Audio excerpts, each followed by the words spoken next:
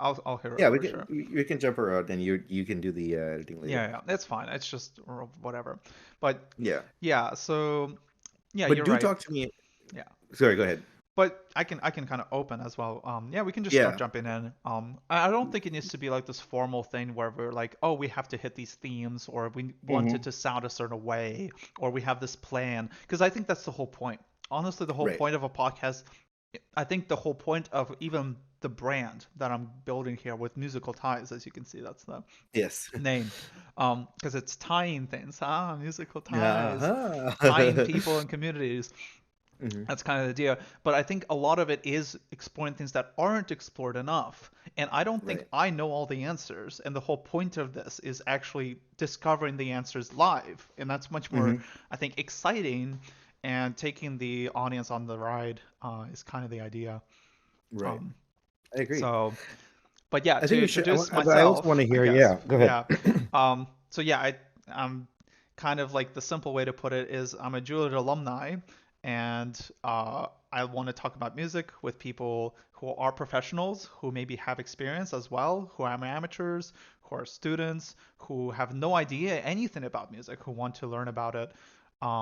Just everything. I want to talk to people from all these ranges, and I think tying the people that are at different stages of learning is so important. And I feel like there are sometimes disconnects in the profession, in the industry. And I think that if we didn't have those disconnects, the path to becoming part of this really great, I think, community, and understanding it, and maybe even growing it and changing it, evolving it into something even better than it already is I think really cool. I think that could be really big, and I want to be kind of part of that. And I want to explore what that looks like and where classical music can kind of evolve, because that's where I studied in, but also other genres of music. And I feel like me exploring those genres as well is something I want to do, exploring those genres with other people. So that's kind of like a tidbit of what I want to do. And then, yeah, Jeshua here. Say your last name, Jeshua Karunakaran. Karunakaran. Yeah, don't Yeah, you remember got right. it. Great. We knew each other for very, very long. We studied when we were kids with the same teacher, and then on and off, sometimes we ran into each other. Hmm. And you can talk about yourself, of course, but we just got together after like a decade, Years. after Yes. like a decade of not hanging out. Um, yeah, and I Yes. just yeah, you can tell me a bit about yourself as well, and yeah, it's just like teaching method is like something that I'm also very passionate about that we'll talk about. Yeah. So my name is Jeshua, and we've known each other for a very long time, like you said. We actually both went to Juilliard, not at the same time. I went before Fedor did, and um, I graduated before.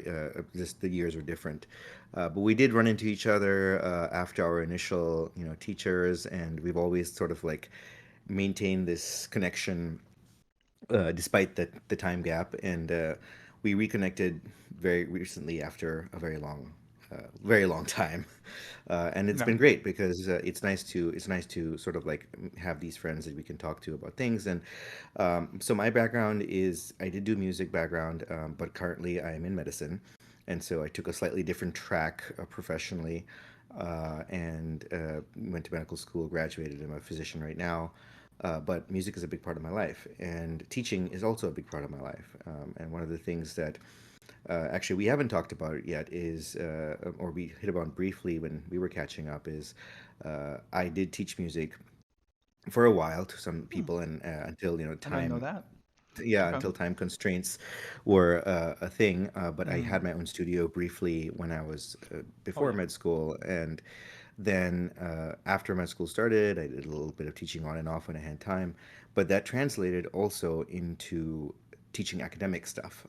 And one of the big things I realized is we have all of these resources. We have all of these standardized resources, systems that we teach people in, not just I mean in music, of course, but also in academics and med school especially. We have curriculums that we are fixed in doing, and what I realize is there are sometimes students that just it doesn't work for them, and there are concepts that should be so easy that just doesn't work for them. And so I began developing my own educational videos and systems and teaching methods, which I trialed when I was in med school, and I taught the junior classmen when they asked for advice, and actually led some classes in med school as part of a preparatory program for entering med school students. They asked for people who were interested in doing that to do that, and I had that experience.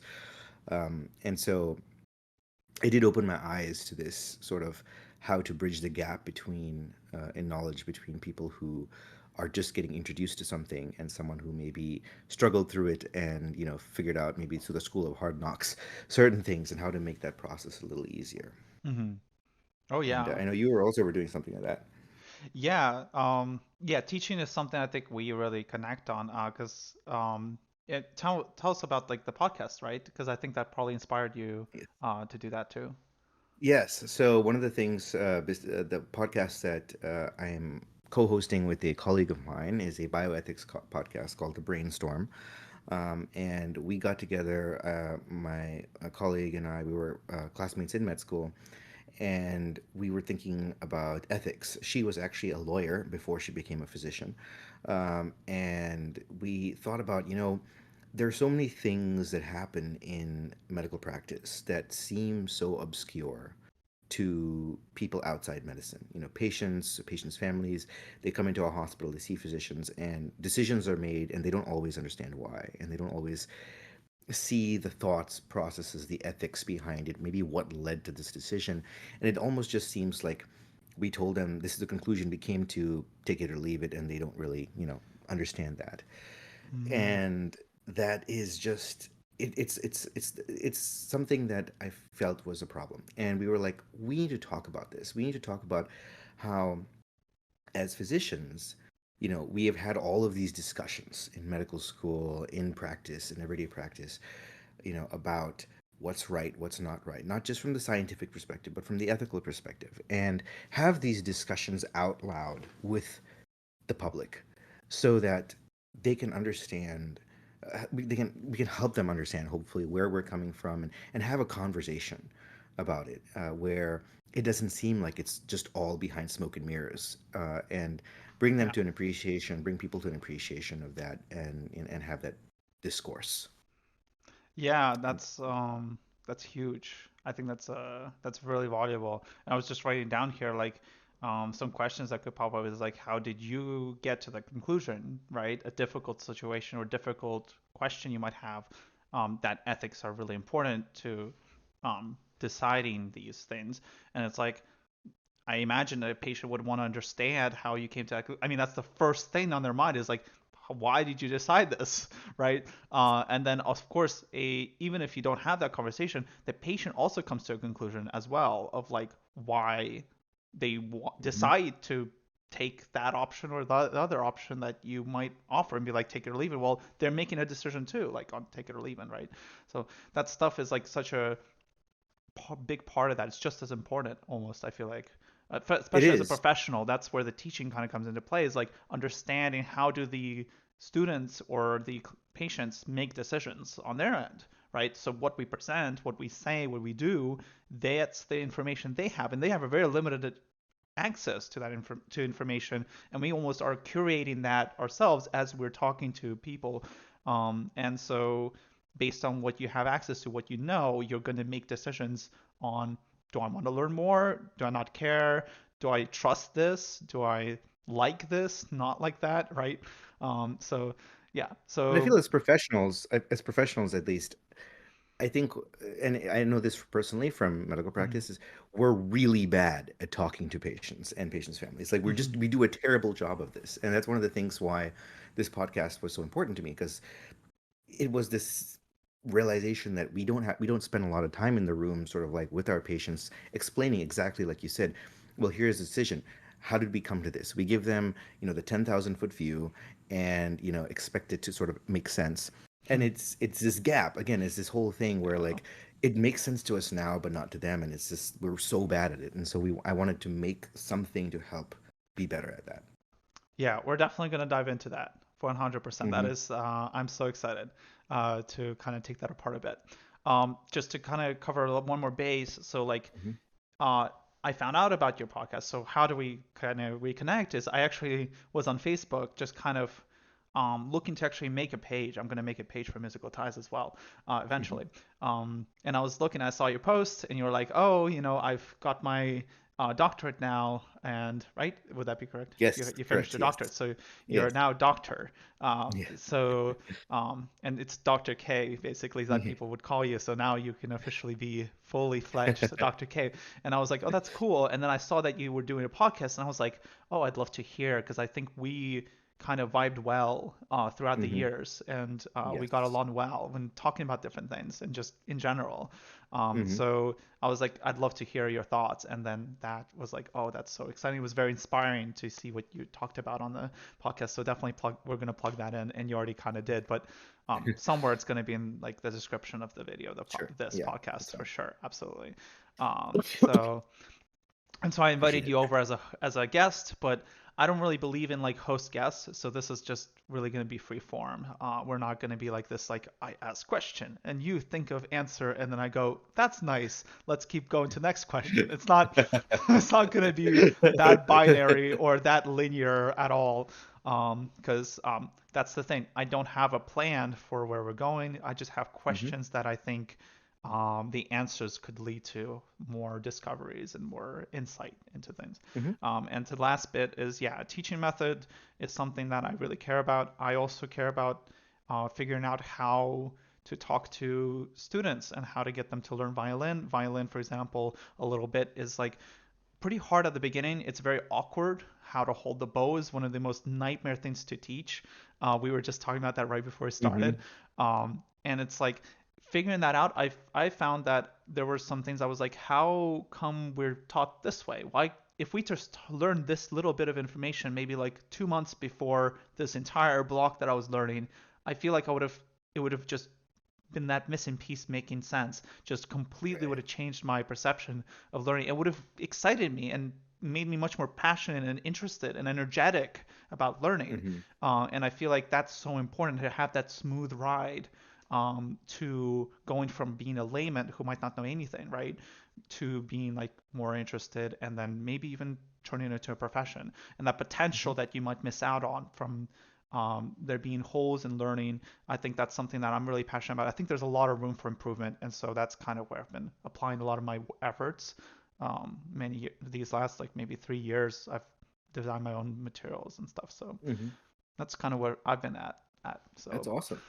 yeah, we've kind of in Awesome. Great. parallel been almost pursuing Similar things, yes. similar, yeah, things like similar ways we want to change kind of the world we are existing in or Yes. working in. Oh yes, and there's a huge intersection. I mean, just kind of spinning off of, there's a huge intersection between music and medicine as fields. We often hear about the same Hmm. size as the brain being used for both those things, and there's a Oh, really? there, yeah, there's For a the the learning creative, part. Okay.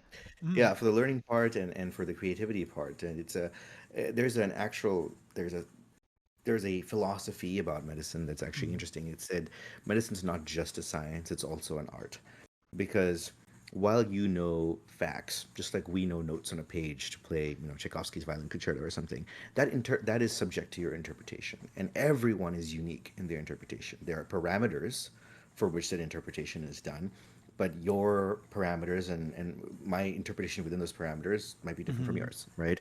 And a lot of times they say, music is also kind of medicine's also that kind of way. It's an art Mm. because sure, you can treat a disease a certain way, but there's creativity, there is some degree of analysis that goes beyond just a hard science. Especially the more complicated the case is, the more thoughts you have. And in my specific um, field of medicine, which I'm going into, neurosurgery, and all surgical subspecialties, it's even more so because every patient's anatomy is a little different, and so surgery is an art. It's not always the same approach every time. Everybody looks different, is different on the inside, again, within certain parameters, but Hmm. there's all this creativity. And of course, we also know that music has a huge effect on the brain and on people's behavior. And you had briefly, once in a message to me, you were talking about ADHD and music and patterns and memory. I don't know. Have you ever heard of Oliver Sacks? I'm not sure. No, I could check. Okay. Oliver Sacks was a neurologist and a musician at Columbia University.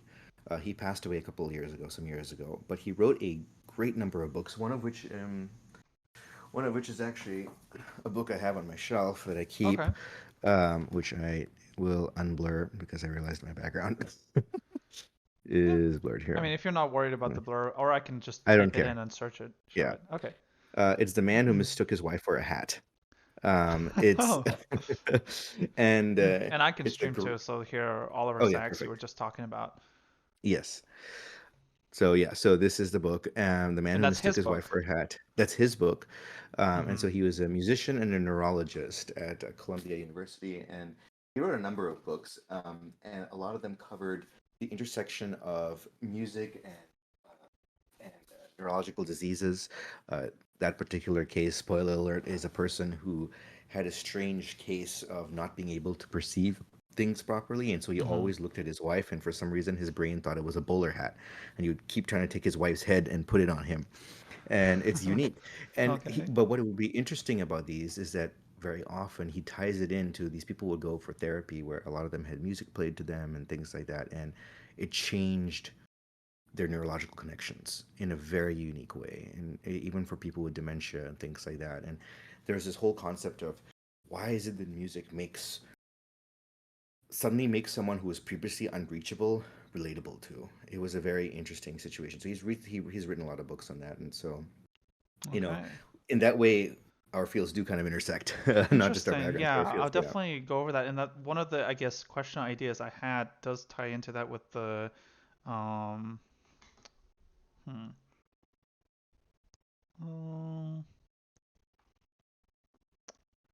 yeah, music relationship with bio and medicine. I wrote here ADHD and Hmm. music, its effect compared to medicine. So I guess like I was curious, like, if they do inter kind of relate, you would say that would you go as far as to say like music can have a the same? Could you like line up and compare like oh this like instance maybe it's not scientifically like described, but there was an instance where you could name a medicine that could have caused that same instance to some degree. Like, As could you music, you're match saying those things to some you degree? you honestly you probably could. I can't think of any at the top of my head, but what I can tell you, if you're interested, I can tell you a brief story of Sure, a yeah. patient who he was. This was a story actually that Oliver Sacks also And if shared. you want to like switch names and things like that to keep like, Sure, yeah, I can do that. Yeah, patient confidentiality and stuff. And yes, good And idea. if you want to throw your disclaimer right now or at the end, Yes, up to you, because you have a disclaimer on your podcast too, to just kind of jump in, because if we talk about yes, specifics, it's pretty relevant. Um, yes, yeah, and yeah. So for the purposes of privacy, some names may be changed in these stories, obviously. Um, and so there was this patient. He was, I think, in his 80s. He was a old Jewish patient who had severe dementia, memory loss. It was very much unreachable. He was in a long-term care facility, and all he did every day was he sat in a chair and he just in a rocking chair and would just rock back and mhm, forth, saying oy vey, over and over again. And people would go in, the nurses would go in, they would ask him, "What do you want for breakfast? What do you want for dinner?" No response. Like he was just locked into this pattern.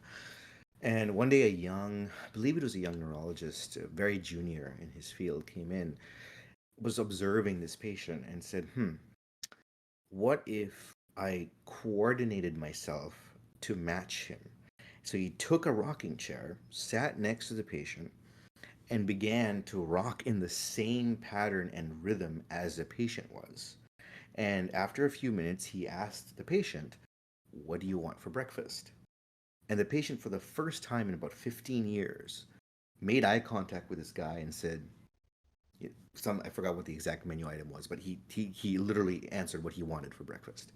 And it was groundbreaking. It was like the nurses were there to witness it. They were shocked. And the moment that this guy got up, the doctor got up from the rocking chair, that man returned to his locked in syndrome, and it was mhm. that was it. And From that point on, anytime they wanted to speak to him, they would have to get into a rocking chair, sync their rhythms, and talk to Mm-hmm. him. And it was a very, very interesting thing. And we observed this, some years after that. It was observed that drugs, some medications, had the effect of bringing people out of this state. They Mm-hmm. sometimes call it a fugal state. It's a state where someone's brain is Heard in of a that. different part of their body than their physical body. Their mind is separated, basically. And there's some medications that fix that. There's some medications that actually induce that. But so that it would be, I would say, a Mm. short example of how, in this case, rhythm specifically had an effect that So it's could like be state akin of to the mind, like definitely things that yes, affect your cognitive, your in cognitive, your moment psyche. cognitive states that would be Yes, like the most closest to what you would say music can do, exactly. and It any alters where you are in that relatable moment. thing can do. It doesn't have to be sound. It can be motion. It can be Actions, like, you know, emotions, exactly. kinetic, and you like where you're close to someone, you have that like sense of someone near you, things like that. I Exactly. imagine those And things have. music is interesting in that way because it does strike. We have an amazing capacity, and I might be going off tangent, so cut me off if No, you no, need to. no. But music has this amazing capacity of crossing our senses in so many ways, right? We have smell, sounds, and things like that. Smell is actually considered the strongest physical. So we have five physical senses, right? And smell is considered to be the strongest tied to memory. Go into a room that has a certain perfume smell, and you remember something that happened 30 years ago when you're an older person. You remember your grandma. You remember something. Mhm. It's just She had that incredibly strong. perfume. I'm telling you guys. Yes, exactly. And you have I that, right? swear it. Yeah. And Mhm. music does the same thing. And, a Mhm. lot of times you hear a soundtrack to a film, you hear Could background you music. tier them? Like if smell is one, is there like a through five what it would be? What would be second place? So typically, smell is the strongest associated with Hmm. memory. Second is taste. Taste. So people remember tastes and things like that. And then I would say third. After that, it gets kind of vague. Third is vision because you remember things or you have this Hmm. familiarity with some sort of object, and then it goes down from there. And that's your physical senses. And then ear and Now, touch, like sound so versus ear and touch. so sound and so that's a very interesting question because Hmm. hearing as a sense by itself is not necessarily, powerful because you hear things all the time. It's what you hear that triggers memory, and it has to be specifically associated with an event. So, for example, you hear a soundtrack when you're flying a plane, when you're in a plane and the plane hits a terrible amount of turbulence. You hear the soundtrack, you're listening to it, whatever. Could be pop music, could be classical music. It's traumatizing for you. You've never been in this, like, seats are shaking up and down, whatever. 2 years later, you're listening to that song again, not in a plane, and that memory comes back. So in that case, and in cases where there are external senses that are contributing to a memory, Hmm. that sound will bring it back. And so this is So why it's the patients context with of the memory. Yeah. it's a context of the memory. Hmm. This is why patients with Alzheimer's disease, and that's my big research area, Alzheimer's and Parkinson's neurodegenerative disease. Hmm. Music is huge to them because they cannot form new memories. Many Alzheimer's patients, they don't form new memories, but Hmm. they will remember things from 20, 30 years ago, 40 years ago, 50 years ago, and most of it is music. You will not be able to communicate with them or uncover any memories, but then you play, you know, Paul Anka from 1960s and these guys start talking. Things come back to them. Everything comes back to them. Their Wow. wife's name, their kids' names, their houses, their streets, their old phone numbers back when they had, dial phones. All of that comes back to them in the context of music. Hmm.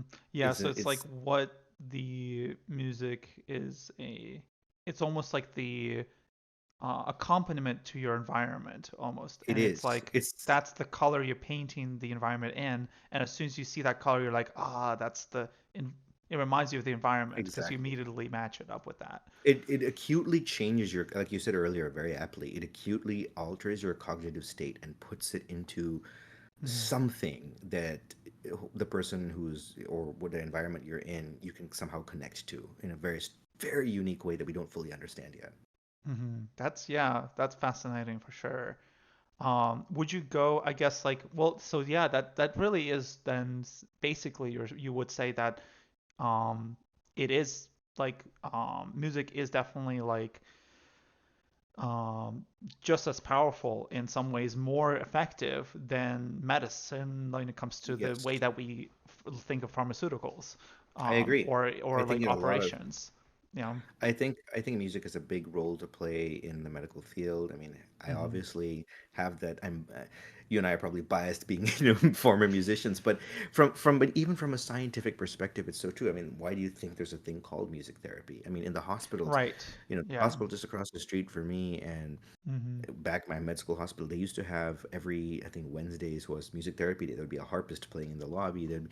There's this understanding. There's some sort of, if not replacement to medicine, at least a symbiotic relationship where they both so support each other that in the context of one, in the context of the other, becomes a powerful combination. Yeah, and I don't mind going down this kind of alleyway here.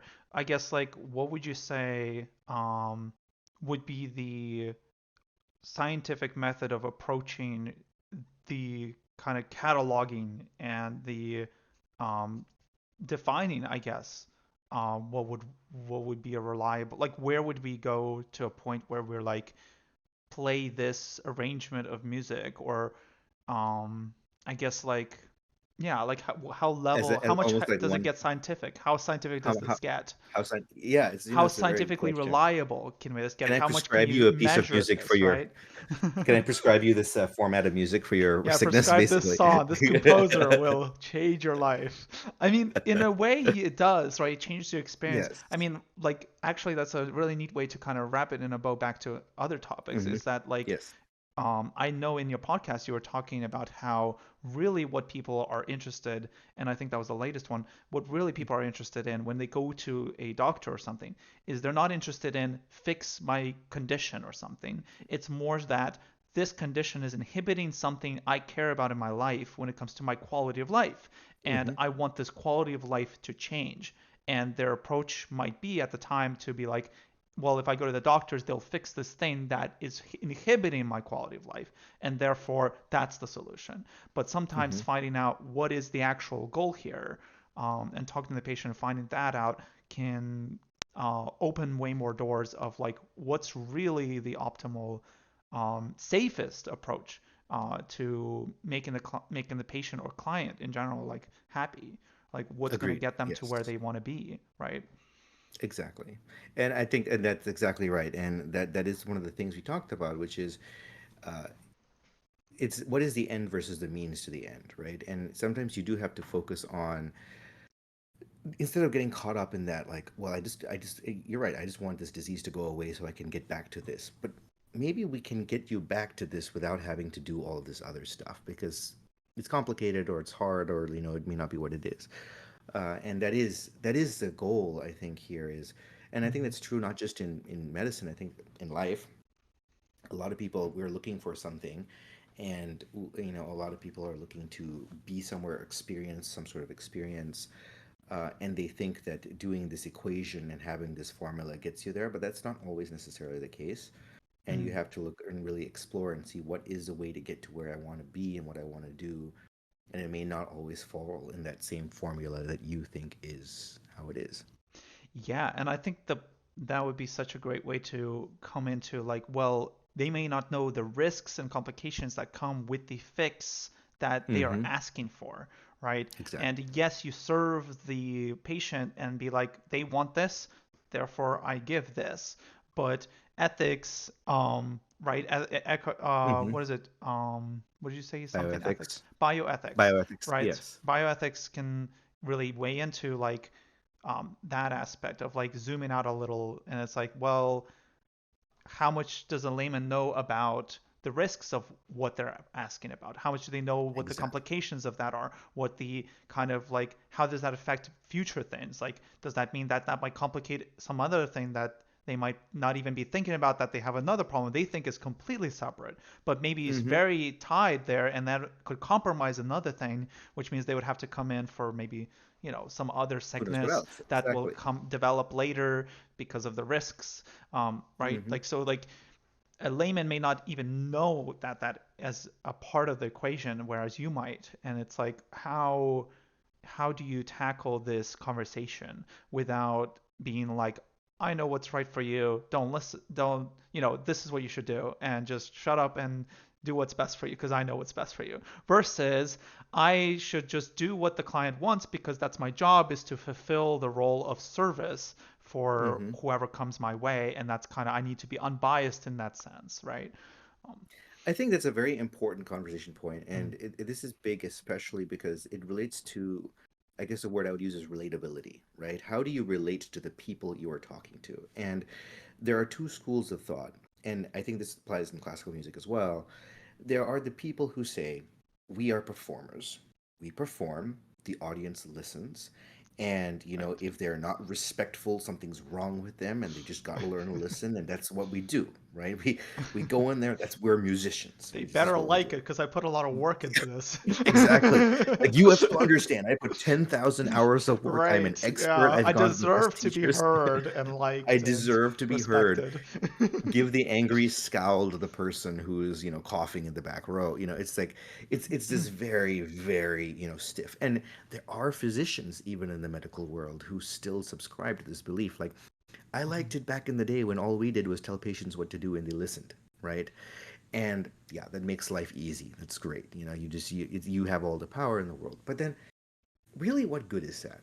What is that really where we want to be? Because first of all, that creates, at least in medicine and I think in music too, at some point it becomes dry because people don't always understand what they're listening to, right? Why should we talk to a question you asked is like, why should we even talk to people who are not experts, to put it that way, right? Like, why Right. should we talk to the layman, That's right? perfect because that's exactly what I think happens in the classical industry. Is like, then why talk to them if they don't even know Right. anything? What's the point of having a Why conversation with the bother? listener or audience? Why bother? It's so much work. Why would I go through all this free labor of like trying to explain what I'm already understand and try to unwind it and restructure in a way that will like make sense, and it's so much work, right? Exactly. It's like, what's the So point? why try to do Yeah, it? yeah.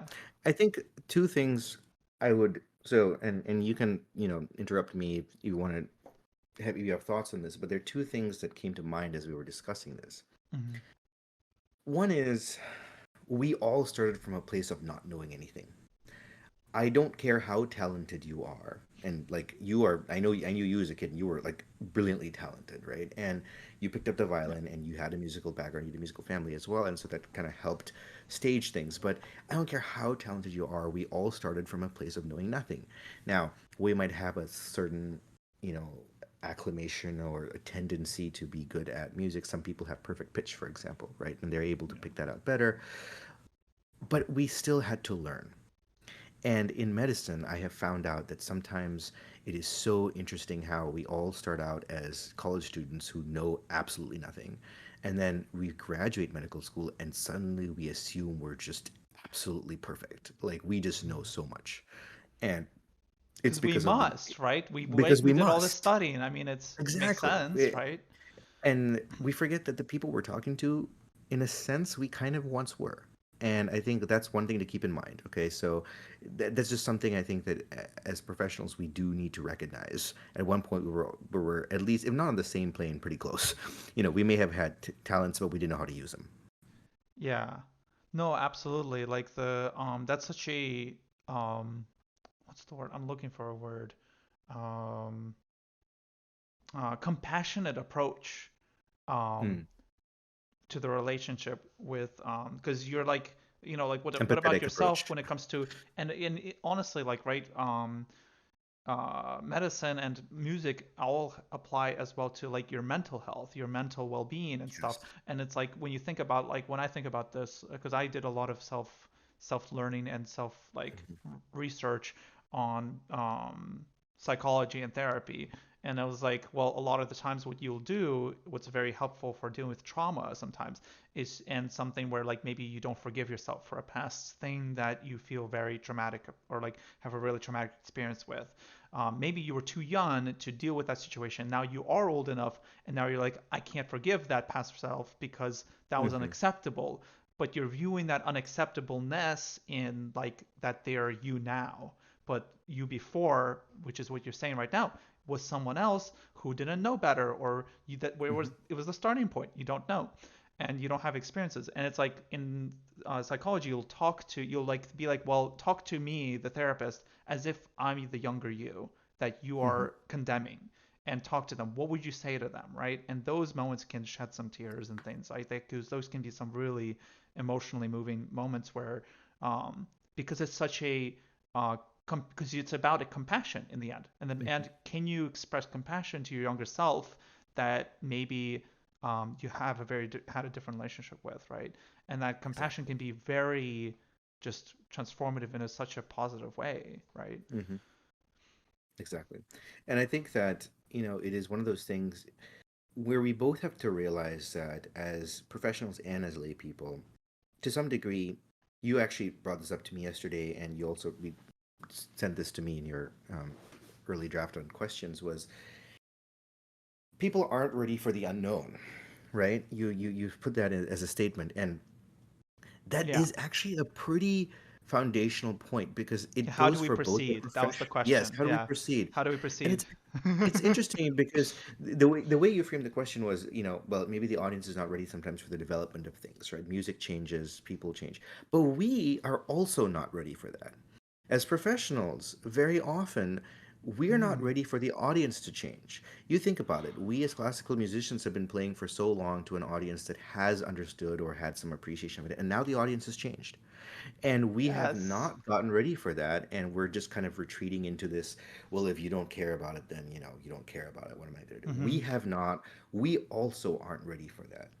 And Yeah. we're Like, also not good at that. yeah, like part of like being a professional is learning how to, well, I mean, Adapt. if you're going to be doing this as a profession, you have to make a living, okay? And if you're going to make Yes. a living, you have to understand how to present the things you do to the client or whoever to keep clients, to keep returning Exactly. customers, to keep people happy in the sense that they'll come back for more, right? Exactly. Write music that makes people super happy. They want to hear your new music because they Yes. have a great experience already. They come back to the same doctor because they trust them. They feel like they can trust their opinion. They feel like that the doctor knows them on a level where they feel like Exactly. they would make a choice that they would have made if they were more Hmm. informed, type of thing. Like that's what I imagine Exactly. that is like. But if the client And changes, then you have to learn a whole new set of rules of how to interact with them precisely. that works for you, that benefits your business. Just as a Hmm. ground level, forget even the ethics. Hmm. Your You business still got might to adapt to like your business. you have to Yes. learn new things to be Yes. able to adapt, and you've been already learning. You're already a professional. Why would you want to learn more? It's Yeah, actually in your exactly. best interest if you're like not interested in doing extra work. Economically, it's your best interest to keep the client in the same state, Exactly. so that you don't have to change any of your methods that already Precisely. work.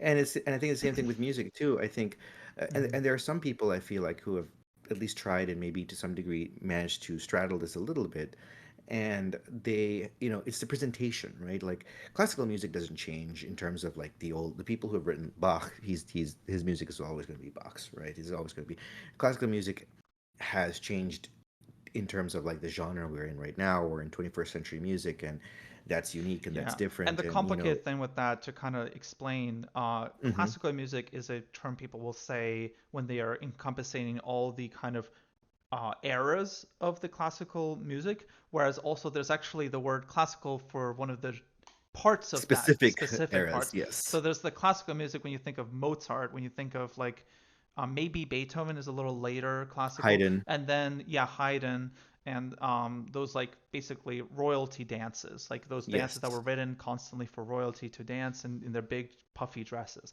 That's when you think of that. That's when you think of like the classical period, and then the Hmm. classical music as a genre. When you think of classical genre, you think of like Baroque, Bach, what you were just talking about, going all the way through all these times, even including contemporary, like the composers that write music today that sounds nothing like Mozart, is technically still part of that classical Classical spectrum tree or and the tree. branching There you go. off of the different kind of eras of it. Yeah.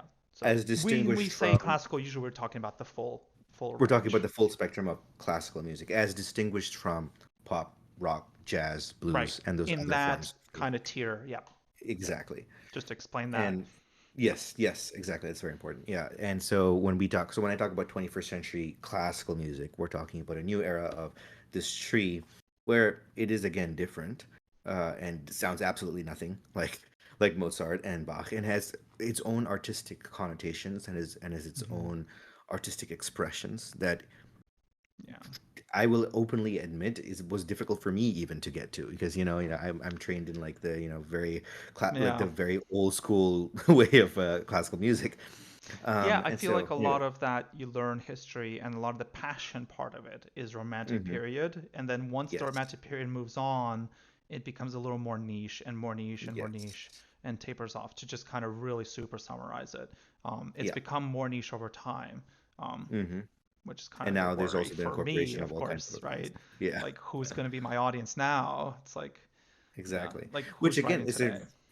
which is a great tie-in again back to this, which is okay. So now we're where we are right now, right? You and we can't change where we are right now in the history of things, right? Mm, And so how do we share we almost like share our journey with our audience so that they feel like we're not just on a stage performing, that they're kind of walking through it with us and seeing our life through their eyes, but in a way that sort of is relatable, you know, mm-hmm. without being standoffish, without being like, oh well, I'm the performer, that's it, you know.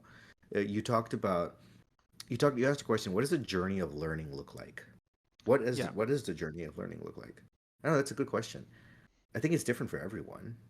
You Mm-hmm. know, you and I, our journey of learning, and we spoke about this yesterday a little bit about all those different factors that go into that, Yeah. and whether it can be, sometimes it's pleasant, sometimes it's awful and painful.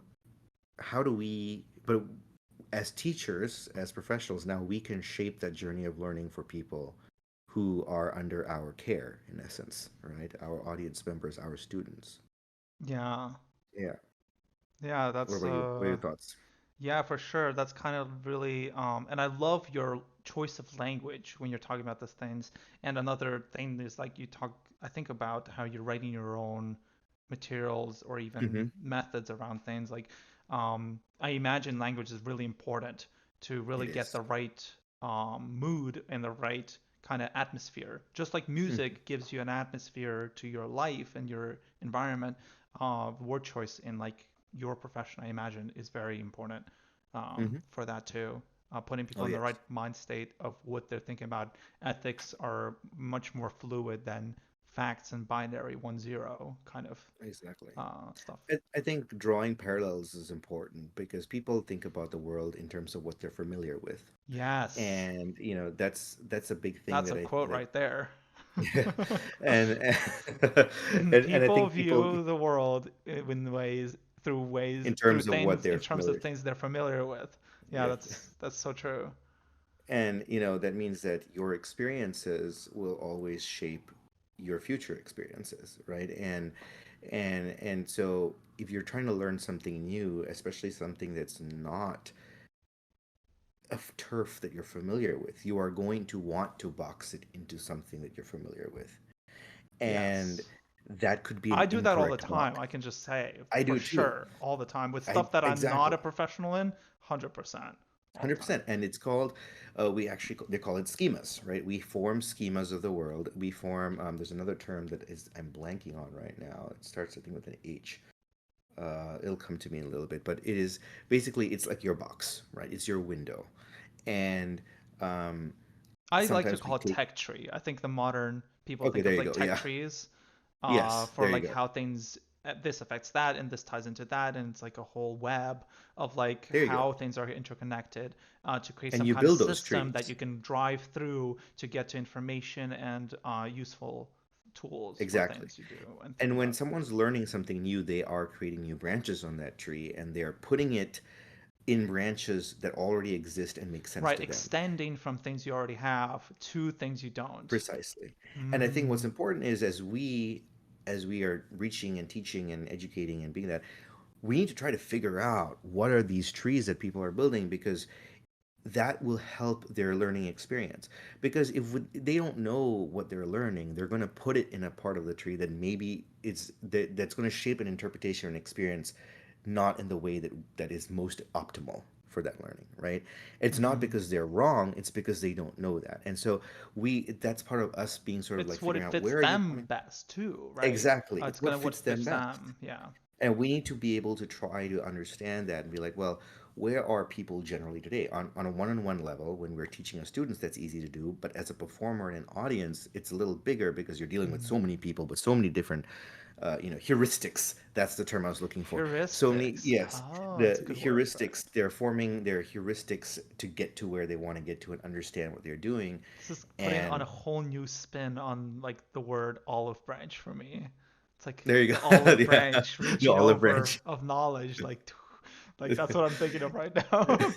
There you Like go. this is such a beautiful painting I'm thinking of now in my head of just that relationship. Yeah.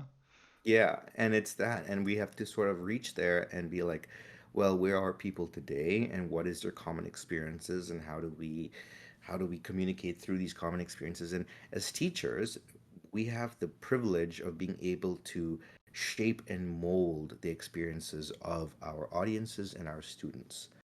And Hmm. I would say that's not just an obligation or a responsibility, that is a privilege because we're entering new and new generations of people. And every time it's a chance for us to sort of not just share our knowledge from a lecture where you're standing up and just talking about things, or performance, but you're Hmm. you're sharing an experience and Yeah. getting to know where they're looking to.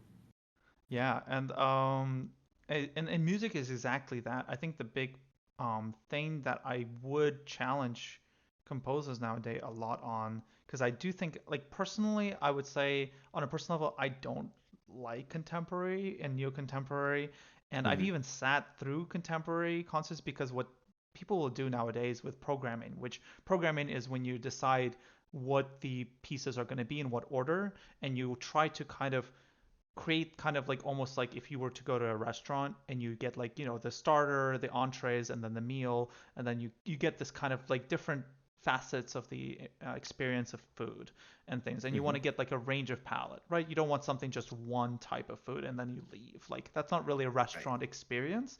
And the same way it works with music, where we also prepare this kind of like different facets of music, and you start with something that might be a good way to ease into it. Then you might get some kind of more serious music in the middle, and then you might get something fun and festive at the end. Maybe that would be like Hmm. one way to approach programming. And Right. so nowadays what we've started doing is we started taking out the middle part, and instead of putting in something that we know works and Hmm. is going to have that deep connection with the audience, we put in something completely new that's untested, because Hmm. contemporary music needs more eyeballs so we can test if the contemporary music is working. And so they throw it in the middle also because you've already paid the ticket, you already watched part of the concert, and you're forced to sit through this because the reason people will stay is because the second half of the concert between the intermission, because there's always an intermission usually, is the part where Hmm. the soloist comes out to play, or the really big ticket concert that you really want to hear. So you're not gonna like just stand Get up and outside the leave. concert hall waiting for the first half to end and then come for the part you paid for that You're you're really being curious. catfished. You're yeah, you're being switcherooed, right?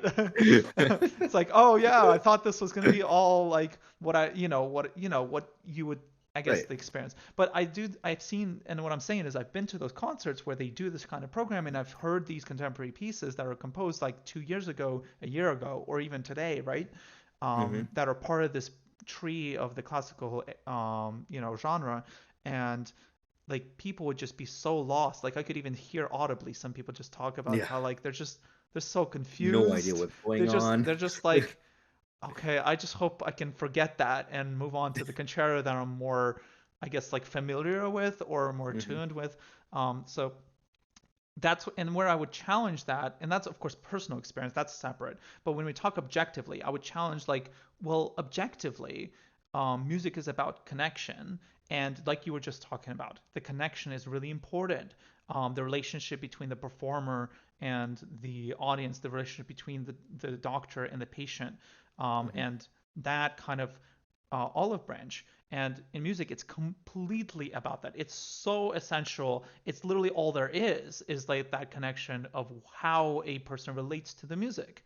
Hmm. So yeah, the context of the audience is extremely important. And that was one of my frustrating parts with like my personal career, is that I I do feel like sometimes people just don't really think about that. They're thinking in their own head of like, what can I create that I connect with, that expresses me greatly or something. And I've met composers, I've talked to contemporary composers, and they're telling me about these math equations, that they're like, this is such a beautiful math equation, or like this kind of almost AI generation of the notes Yes. and rhythms, and then I express it and play it and you hear it, but they're super like connected with it. They have a very personal connection with it, and it means something great to them. But the problem is, it's not going to connect with that audience that might have a completely different thing that they relate to. So there has to be some other way of delivery It or brings. whatever, that otherwise you're not going to get that point of contact, the sale, really, right?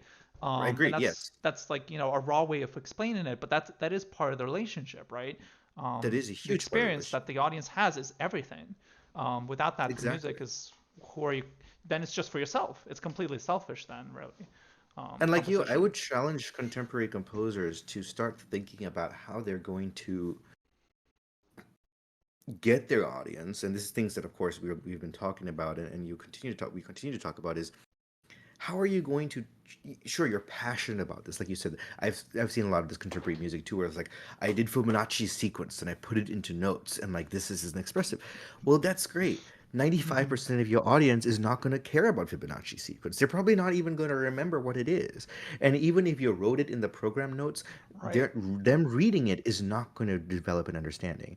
So if you're going to stay in that and you're going to keep that as an expression, you might want to do what people did in the old days when they brought new music. I mean, Beethoven at one point was revolutionary, and so was Debussy.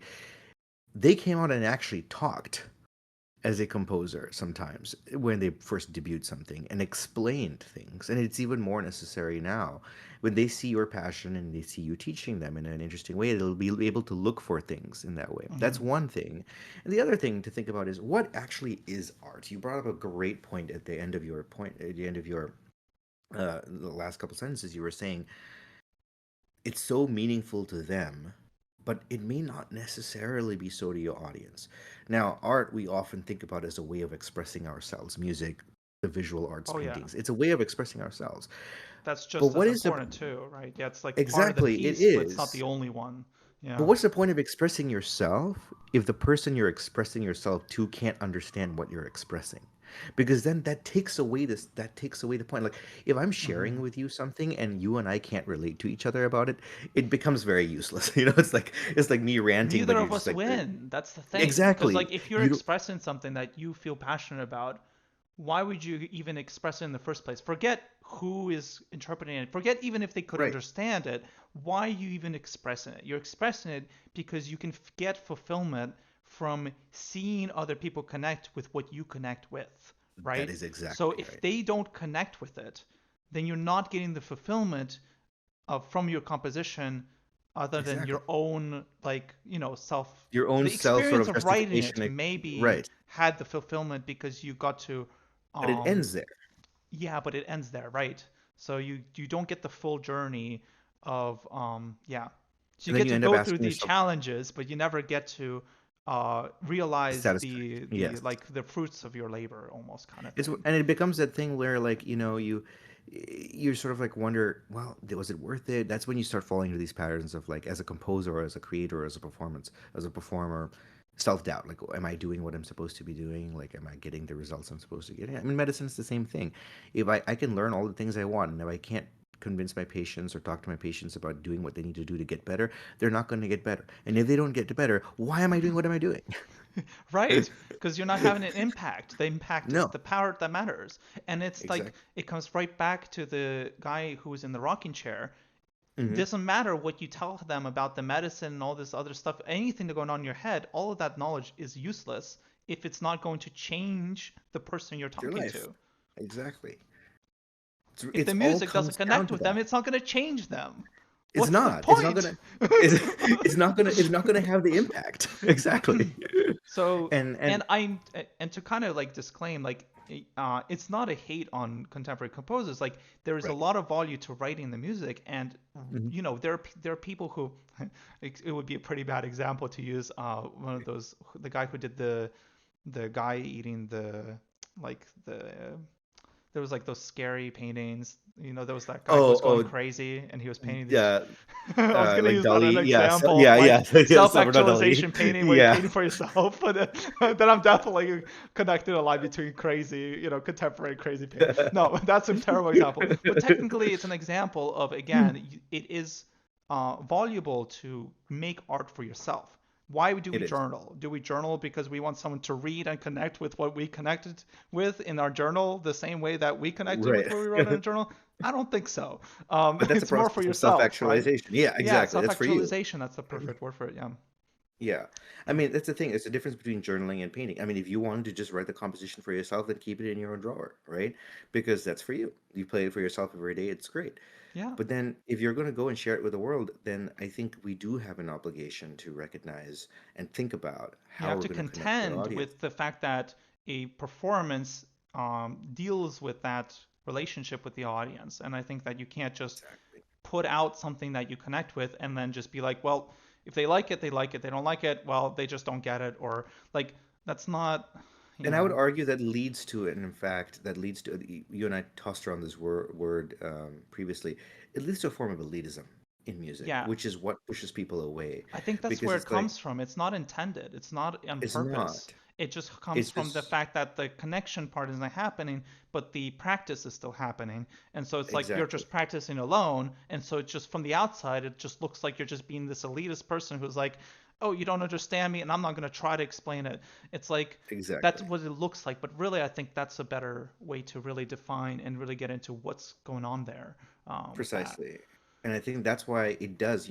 Why should we talk to people? Why should we try to connect with people? Because one, I mean, on the basic level, it becomes satisfying to all parties involved. There's a great appreciation from all sides. The performers, the creators, they're able to finally share truly what they're feeling and have the audience truly understand it. And that fulfillment comes there, and it's no longer this isolated experience where it's like, this is me, and you don't get it. Yeah, because I think the way to measure the value there is like the more say your piece that you wrote, the more that the piece makes you the relationship you have with the piece is the relationship you create when the person hears the piece that and then they have a relationship with the piece. The more Exactly. your connection with the piece is the same as the connection with the piece that a person has when they hear the music. The more those are Exactly. the same, the more successful the composition is when you're for like the outside, right? Not for just your Exactly. private writing, but for when it comes to for performance, right? For being heard by other Heard. people. I think that's And the the that's the definition of a successful composition when it comes to like exactly. objective attributes. And the And best yeah, impact. Sorry, go ahead. Sorry, yeah. I didn't mean Well, to I was jump. gonna say that there's like a side thing I can link as well down here.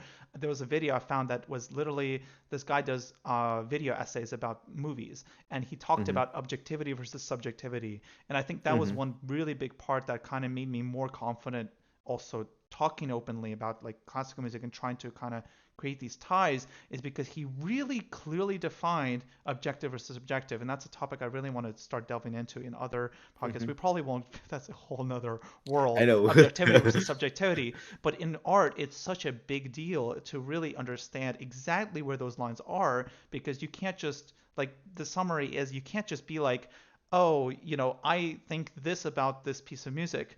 Oh, you think, therefore it's subjective. Or like, oh, Yes. it's just your opinion. Anything that you say that you think is factual about music, it's all interpretation and it's all Yes. subjective because it's your experience. It's like there are objective attributes to There are music. There are things parameters. that work better than other things objectively that you can actually Yes. agree on. And there are objective elements that, and you kind of can get into this basically. There's creativity within parameters, is what it is. Yeah, and the Interpretation within parameters parameters. can dictate quality to some degree as Yes. well. And understanding the nuance of it, really, you can't be degen about it. You can't just like be Yes. black and white about it. There's the nuance that you have to comprehend to really be able to talk about this.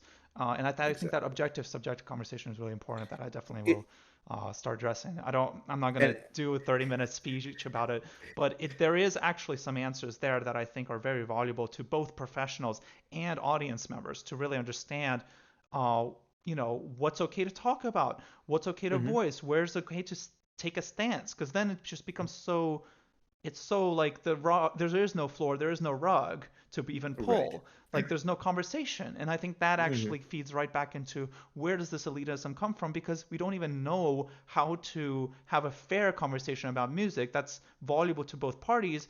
Because if at any point you run into where you disagree emotionally about something or something, you immediately can just be like, you're subjective, I'm subjective, agree, disagree. Why should we even Yes. talk? End of Because story. we have Yeah. our own experiences that will never be the same. And it's like Hmm. because everyone has their own unique yeah and unique experience, and it's like, well, then you're Exactly. diffusing completely the volume of conversation about it then, because if it's your own And I personal think experience and it comes right back to this closed bubble of just like exactly. I'm just with me and everyone else is just with themselves, and that's the end of it, you know. And yeah, I also don't want to get like delve into that too much because I can talk about it forever. But I think that is so important because that's not and that on a broader spectrum and let the listener view and listen and people who are listening to this can sort of hear what you just said and say that's true anywhere in life and in any profession in any discourse in any conversation. It can't be this thing where you're not going to ever make progress in life if you're always going to be, well, you disagree with me, we agree to disagree, you're different, I'm different, everything's subjective. No, there are objective things. And I think in music that's also important. And one thing that you said that triggered a thought in me earlier, I forget what it was exactly, but what came to mind is, oh, you were saying, being able to relate to how your audience experiences something is so important because then it can form that basis and an understanding for that composition. And here's the beauty of that is when you and your audience are on the same wavelength for that composition, the people who are hearing it now have freedom to look at that composition because they already understand it, because there's an understanding for it. There is now creativity within that understanding. And just like we talked about at the beginning, how there are different interpretations of Brahms, for example, within or objective parameters. Now your composition starts to take on new forms because those people adapt the same base message, the same message you have been communicating, and put a little spin on it. But it's Yeah, because you still the start on the basic same message. page. You Yes, start on the same exactly. page. You don't even And have now to you can talk someone to death to get them on the same page. The music is exactly. doing its own work, right? It's And on. now you have this basis, and now that music gets propagated. And now that's how, as a composer with a composition, you start to invade the world, so to speak, because suddenly it's so adaptable. It's relatable. It's the same base, but now there are all of these different Yeah, because layers you don't people can have to put to it. explain. The whole point of music is being a language, right? Music is Exactly. always talked about older, actually, and when we Hmm. talk about people being like stubborn in their older age or whatever with their own Hmm. ways, like old folk had actually some wisdom. Like music is a They did. Oh language, yeah. just like any Hmm. other language, and is and supposed to be a universal language, meaning that you Hmm. don't need to explain the language to For it to be speak understood. it and for it to be understood. So if you're Exactly. going into your program notes explaining what your music should mean, isn't there a little bit of a problem There's a little there? bit of a problem there, you know. You know You what I'm have to, saying? Like when you yeah. think about it from that angle, there's definitely something there that is causing a cascade of issues here when it comes to Exactly. connection. What the program notes should do is add dimensions to what is already the music is base understanding for you. Yeah, it needs to speak It's for not. itself. It has to. There can't be a dependency because then the music isn't the point. Then the program notes are the point. The program Then notes to we the point. read the Ex- programs, and then the music kind of tries to describe the program notes rather right. than The music because is a supplement to then the the program notes have essay. more value when you are connecting to the music than the music itself.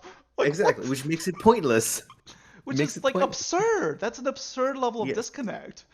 agreed. And And that's why that's when you 100%. say like talk about it, that's why one thing I actually feel like I would challenge there is like talk about, go on stage and talk about the music. I almost feel like that's kind of like a defeatist, like it's kind of harsh to say this, but it's almost like a defeatist look Agreed. because it's Yeah. like you're already accepting that the music isn't speaking for itself well enough to Hmm. to be a language. It's no longer a language. Right. You have to like add other languages and translations and these other things to express Hmm. it. Yes, Well, it's hard, but the goal should be to have the music be able to at least carry itself enough where other things are complementary, not replacements of like yes, and that's that what I kind of mean when I aspect. say Yeah. when I say go on stage and talk about it. It's Hmm. it's more from the perspective of okay, if you're going to really stick to your guns and be like, this is what I believe, this is my thing, I'm going to do Hmm. that, then at least give your audience a fair chance to experience that. That's And fair. Yeah, that's what I'm saying. So if you're going to use the that's a good Fibonacci sequence compromise. to create Yeah. a whole Hmm. bunch of music, if you're going to use that, if you're going to do those kinds of things, give them at least a level playing field. And then, you know what? If you don't win, maybe change. Change, right? And not be Consider like, consider yeah. adapting. And then I Yeah, think and it's like, what is it? I think that some people depend on the program notes to carry the message. And I think exactly. that's where these talking to the audience to carry the message and be like, here's what you should be thinking and feeling right now. Okay, here we go. It's like, Yes. it's not, yeah, That's not just how it so is. backwards. It's the cart Music before the is not horse. Yeah. music is not meant to be And there's read. good It's arguments meant to for be that, I think. heard. Yeah. Yes. Meant to be Music's heard. meant to be heard. It's meant to be experienced. And if it's not evoking in you something, then notes aren't going to do that either. People didn't come to a concert to read an essay. They came to listen to music. And that's the other thing that, yeah, we could go on and on with these tangents, Yeah. but like honestly, you could have some level of like where there are some contemporary composers who are like the way I wrote the music, I wanted it to look on paper a specific way. That And is then I'm always like, strange. well then why would I That's a listen visual to art. it? Why don't I just go and see the painting and that can be like some kind of, collaboration between like painting At and that point, that's a visual notation. art. Sure, That's that's not a visual art, yeah. but that's visual art. That's not That's music. visual art. Exactly. Because the point again now is the way you connect with it without explanation is because that's art, right? Art is It's explanation art. is Yeah. connection without explanation, right? You can Hmm. connect and you feel something from initial impact. So And otherwise, you have to like feel what's something. actually connecting you is what's the meat of the whole thing, right? Confusion isn't connection, and you have to remember, and people have to remember that. You know, when, when I as dumb and No, as it sounds, it's that's true. perfect. That is You know, perfect. if I That go can be like applied to literally everything. everything. It's one of those things like I go into like it's sometimes I don't consider myself like the greatest curator of visual art. Sorry, confusion is not you know connection. I love that. Oh, it's like no. I don't always find myself I don't consider myself expert in the visual arts. Like I'm not a great curator. I don't look at a painting and be like, wow, I see all these things. But I can tell you that when I see paintings, when I see Salvador Dali, when I see Van Gogh, when I see Mhm. any of these even impressionistic arts, it does evoke some feeling in me. Like I look at the painting and I'm just like, I don't always know or I'm accurate in what I'm perceiving, but I am feeling something, which means the art's doing its job, right? Because even if it's not always exactly what the painter or the author indicated, it's communicating something to me to the picture, right? Yeah, But if I walk and into I a think room and yeah. So I was sorry, sorry. I know I might cut you off, but I had just had the no, go thought ahead. immediately. Is like, and then like I think audiences. I think this is actually a really big one for education for audience, and that is one where it is valuable. Is like audiences sometimes feel uncomfortable. They're like, I'm not feeling the right thing because Mm-hmm. I don't have the capability of explaining what I feel.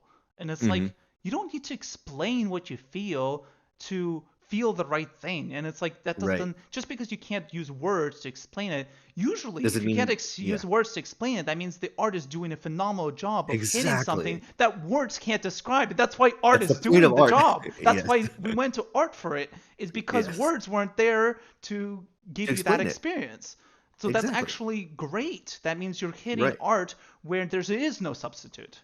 But That's if what I'm that really going highlights, right?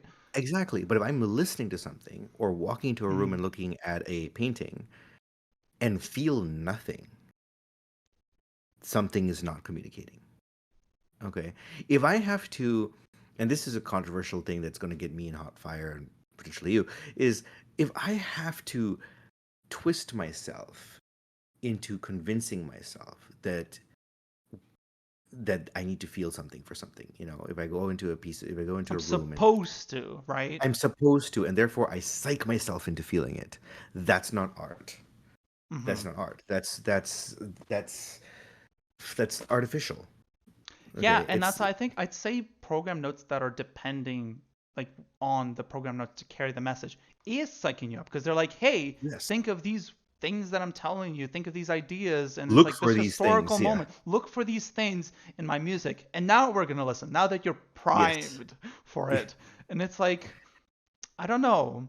Like I don't think like I would be very sad if watching movies I would have to feel primed. I would have to prime I'm gonna myself read the for the plot before I movie watch the to movie. feel the yeah, like I have to read the plot, otherwise I'm not gonna feel anything. It's like Understand what's really? happening. Is Yeah. that what people do nowadays? They read Yeah. books to I mean we're almost there, right? It's We're side note, almost but there. we're Yeah. getting to a point where the books are so much better than movies sometimes, like that we have to read the books to really get Before to what is understand the movies. to Yeah. really enjoy the movies and be like, oh yeah, that's what they were trying to get at, you know? Like Yes. that's a problem, yeah, yeah. Um, yeah, and you were saying yeah Yeah. with the painting, yeah, for sure. I think that's I think yeah. yeah. It's just it's all about again. It all distills back to we need to be able to relate to the people we're talking to, and that's whether that's in art, whether that's in medicine, whether that's in anything you're doing. I think a key thing that and this is a much broader 10,000-foot view, but a key thing that not just you and me, but as a society, we need to get better at is talking to people who are outside what we do and learning to communicate with them. Communication is a problem. Again, this is the 10,000-foot view. This is like the big philosophy point, which is half the reason we have problems today is because we're really bad at communication. And we hear that Hmm. term, communication, communication. Well, what does communication mean? It is about relating. It is about recognizing that it's not always all about us as the performer, as the physician, as whoever it is, as the gamer, as the football player. It's about the people we're talking to and watching us and listening to us. And there It is that starts ground. with us. It starts with us, and it Exactly. ends with them. Precisely. Here's a quote. And there's has to be there you go, that's the quote. It has to be this thing. You shouldn't have to feel there's this I feel fake dichotomy that has been conjured up today where it's like, well, if you consider your audience, you're being untrue to yourself. That's false. And that's something I think that is a lie. It's not true. If you Like you're one not replaces the other. Like if you're exactly tailoring to the audience, you're replacing genuineness. genuine, yeah, you're into genuinity and yeah, genuineness. And that's not true.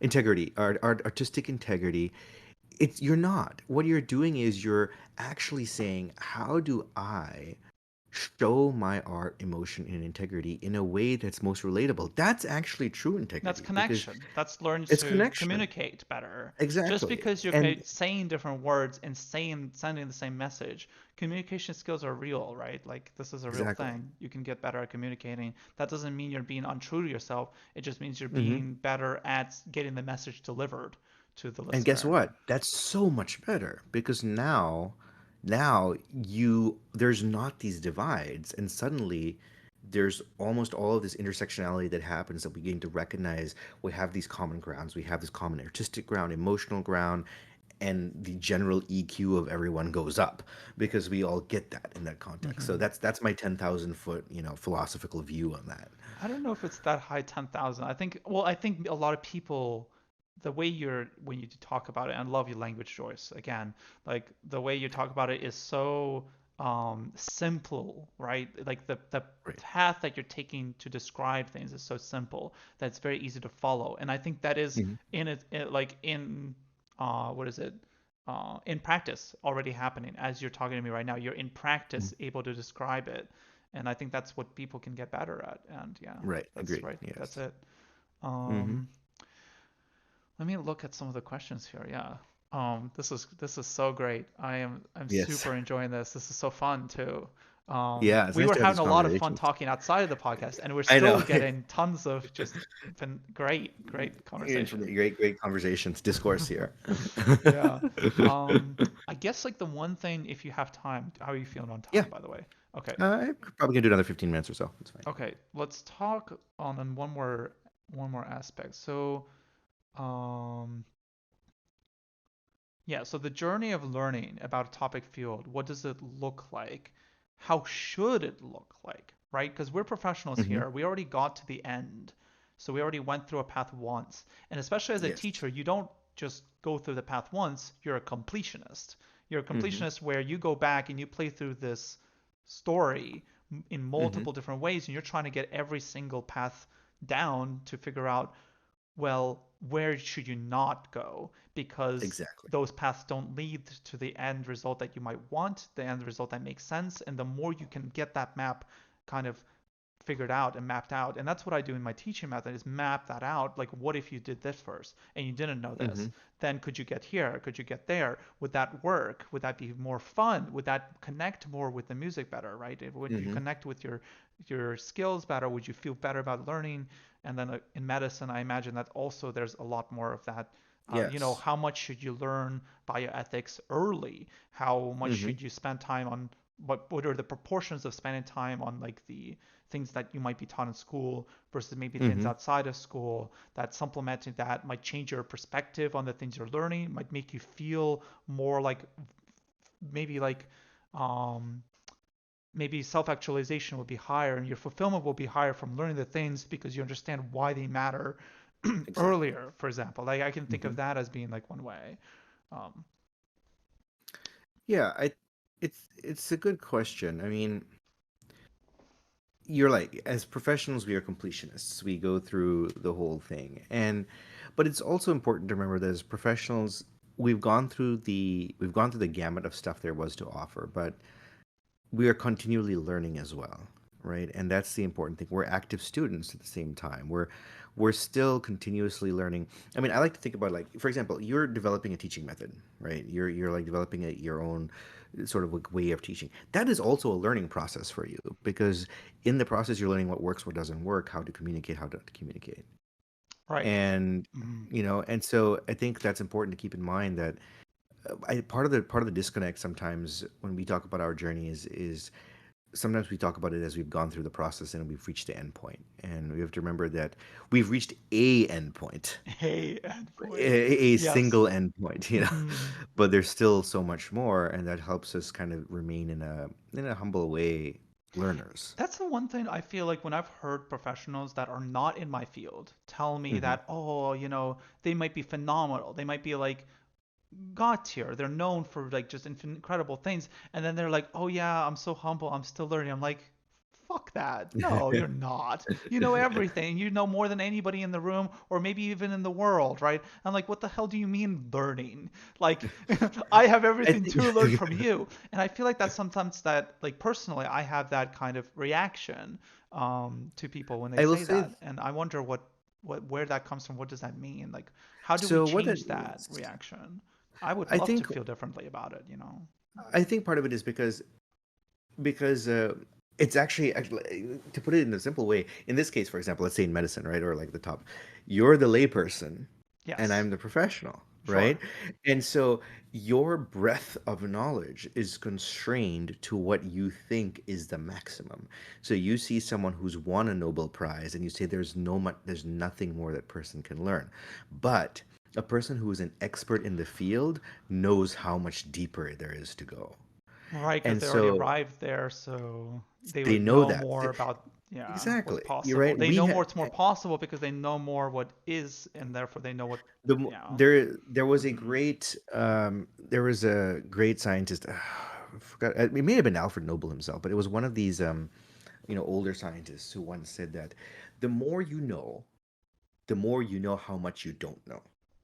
And it's I've heard because, this, yeah. as yes, and the reason for that is as very simple, because there's a point in time when actually you're right, to put it to sort of actually explain to you what you're right, there we actually do know everything there is to know. You are correct, Okay. but that's the point of research, because there's a lot of stuff we still don't know.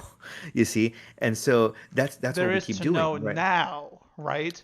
But there Exactly, at is this to point know in 10 years might we don't change, know and that we are yet. changing it, and that's the application Exactly. of knowledge. And that's what he Hmm. means when somebody says, I'm so humble because there's so much more to learn.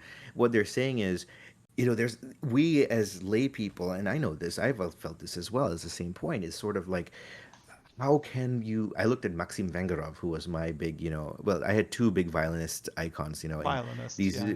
yeah, Hmm. violinists who I really loved listening to and kind of like in a sense not necessarily idolized but aspired to be like, and they were both Russian violinists. Maxim Vangarov, who's still alive today and he's was a performer, and Gasha Heifetz, who I grew up listening to all his master classes and copied my Hmm. vibrato from him and everything. And Hmm. these are two Very big good example. violinists, and yeah, and I look at them and say they're masters. They've known everything, and even in art, the thing is, you always develop better, you get better, you learn how to grow, you learn how to, you may know, all the technical things, but there's always improvement. Because as we get older, our body changes. Now we have to change things, we have to adapt, our mind changes, our Mm, interpretation changes, our experiences change. And so I think, to answer your question in that way, like, how do we change that reaction when we hear someone say there's so much to learn? Recognize that every simple. Every 10 years, things change. You know that. mm, You brought something very interesting. You talked to us about me about the other day. At one point, everyone thought the Earth was flat, and then at one point, everyone thought the sun revolved around the Earth. And then at yes. one point, everyone thought, like, this was this and this was that, and then things happened and they changed, right? And so that's something to keep in mind when people say, when people who are and seem to be the experts say, "Hey, I there is a lot to learn." It's because they recognize that at any given point in time, the rug can be pulled out from what they know, and that whole thing can turn around. And sometimes they are Mm. part of that process of pulling that And rug out. understanding where you're at in that part of it too can be like Yes, a learning process. Yeah. So it's not so and the much great learning more facts and things that we yes, are established. It's more about learning how those things fit into things we don't know and exactly, how and we recognizing discover that, and build towards the things we don't know yet. and maybe recognizing even that those facts aren't facts at all, because Mm. there's a great, I'll give you an example medically that I think will be easy to understand. Is, for a long time we thought that the brain and the spinal cord could not grow back when it was damaged. So when someone got into a car accident and they got a paraplegic, or they became paralyzed, there's nothing that could be done for them. And then last year, for the first time in recorded studies, someone who had complete loss of both of his legs due to a cut in his spinal cord uh, grew back motion, and those cells came back, and it Really? Because for the longest completely, time, I thought that you don't grow back brain cells. That's what I've you heard. Don't don't bang your head against the wall you because you don't shake grow your back. brain and it hits the skull, Yes, and that then concussion you knocks it out. destroy Well, brain guess cells what? that never go back. Huh. It completely got upended. And now that truth is no longer taught. And we know that now. And we recognize, actually, they do. It's just slower. Actually, it changes. Actually, now, part of the research I do is we find out how to speed up that process. And, Right. If we've a learned how process to can do that. happen, it can happen How do we, faster. exactly. And so that's the thing. And so it completely changed our philosophy on brain injury, traumatic brain injury, and traumatic spinal cord injury, and what could be possible. And now we've got people here in New York and in great research institutions building. People who are paralyzed are beginning to move again slowly because we have learned how to help them regrow. So again, that's an example of right now in something that happened in the last, like, 5 years, of a truth that we have held firm for 200 years that just changed like that. When I was Mm. in the first year of med school, they taught us that brain cells didn't regrow. By the time I was in my third year of med school, they said, by the way, that has changed. Yeah, you're just stuck relearning the school cycle Yeah, because it's constantly changing as you're going through the 4 years. You never go exactly. 4 years without something changing from the four Something years you've been. changing. Yeah, When that's I was in my first that's year of med tricky. school, the way we dealt with heart No disease wonder was med different school's from the way tricky. The way you dealt with heart disease. Sorry, yeah. the way that we learned how to deal. The American Heart Association had guidelines for how to, like, screen and treat people with heart disease Mm, in their first year. That changed by the time I graduated. And it's crazy to think about that, but that's what I'm saying. There's so much more to learn, and that's, I think, important to mm. communicate. Because, like, you kind of look and be like, you're already done, like, you've maxed it Yeah, out, but but you there is explain so it that much. way. Like now I understand the interpretation that you have of what you Right, said. And I think that that almost is something that is missing too. Like I'm starting to think like, oh, like when I say something in music, like I understand my interpretation of what I mean by the words I'm saying, right? But right, the person listening might not understand what I mean the same way that I understand what I mean when I'm saying the exactly, same words, even though they're the same words. And that's, I think, exactly. something like, yeah, that's definitely like that can go right past the radar so easy and it just completely changes the message. Yeah, so that Exactly. completely changed my relationship when people say they're professionals and they're like, I'm still learning, I'm still like everyone else learning. I'm like, you're not like everyone else. That's bullshit. Yeah, That's my yeah, first reaction. And, just even having that short conversation just now, like changes I have a different opinion now. I changed my mind. That I get that right. now. That's much more relatable now as a statement Hmm. people will say. Right. Yeah. Yeah, and I think, yeah, you're right. I mean, at the end of the day, it does come down to the whole like being able to explain it and distill it down into terms and words that people can understand. And Abraham Lincoln said something. He said, "When you speak, you must speak to so that your words hit the heads of the masses and do not fly over the heads of the masses and hit the heads of those who need no hitting." So, yeah, yeah, yeah. The choir, right? Preaching the Yeah, choir. exactly. Don't Wow. preach to Did he that. Yeah. really say that? Wow. He did. Yeah, I gotta look that quote he, up. I he didn't was know he that was one. speaking. He was when he was president. He was speaking to one of his advisors, William Seward, Secretary of State and of War at the Uh-huh. time, and he was like figuring out how to like convince the colonies, not the colonies, the Union to like back the cause, and he was like, well, Uh-huh. when you speak, do not speak with such language as it flies over the heads of the masses and hits the heads of those who need no hitting. Who need no And hitting, yeah. and that's the thing. We do that all the time. That's the thing. And then the message just flies right past everyone, right to the other Yeah, professional on the other side of the room. And then they're exactly. like, And then they yeah, I knew that. Thanks. Yes, and then it's just like Carry on. you taught me nothing. Yeah.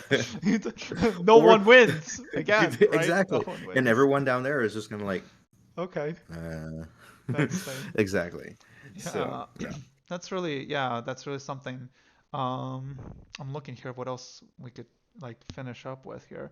Hmm. Um, yeah, I was like talking to some friends and different people, and yeah, this like layman-ish part of the kind of thing I sent you is Hmm. kind of like what is specifically when it comes to music, what is the kind of like experience I feel like generally Hmm. that I'm seeing people say like, oh, music is interesting. Well, it needs to be interesting, inviting to learn about. Like presentation in classical music is outdated. Hmm. You sit down, you listen to the music, you talk about it. There's no fun to it, kind of. Hmm. Unless you're really excited about it, you're not gonna be that interested. It's like a lecture experience. Like you're kind of just there, and then here's this, and you sit tight and you wait, You just and you're watch it strapped and it's in, done. and Yeah. then you're strapped in for boredom. you know. It's kind of that kind of experience that, and then like especially in elementary, middle here, like even high school, even elementary, when they introduce it, they don't excite you to learn about it. You need to learn this because it's history. That's all.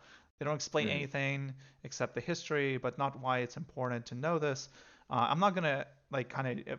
I'm gonna just finish this and then I'll ask you Right, something. right. It's like if you were reading a history textbook, reading an American history textbook, interesting to an extent, but not fun. It's all about Europe. You don't learn about music in other countries as well. That's kind of like different, like throwaway lines I've heard.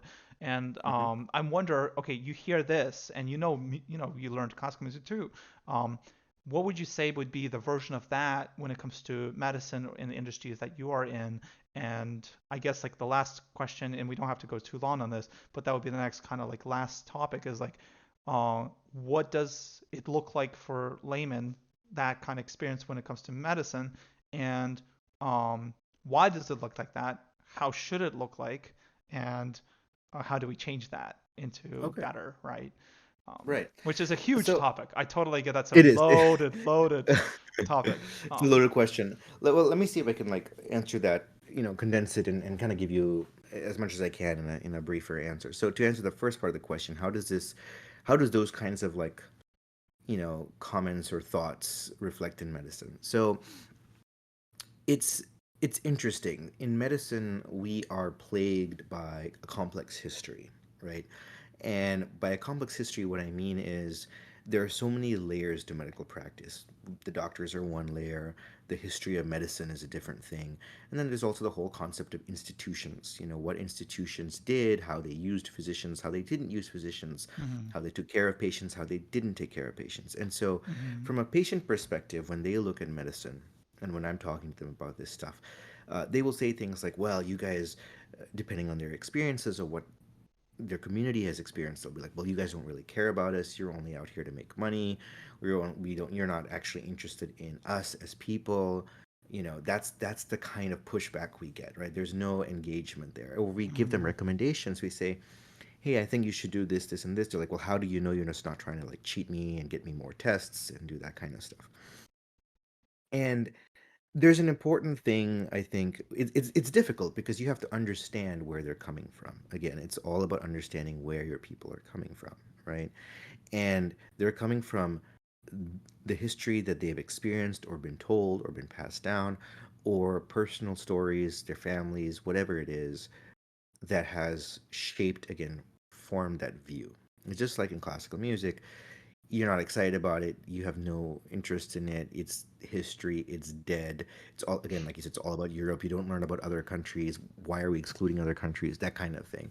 There's that thing. And so we have to, Just part processed, of basically. Very yes, and I processed. think I think part of the thing is you have to recognize something I always tell patients, and people try to tell patients, is you're right. That's true. This did happen. The Tuskegee Airmen was a real thing. Hmm. And that's one example. There are doctors who are bad and who make money. There are. I'm not responsible, for those physicians because I can't. I'm part of that field, but that's not. I can't explain or justify why they did what they did. What I can do is be your doctor.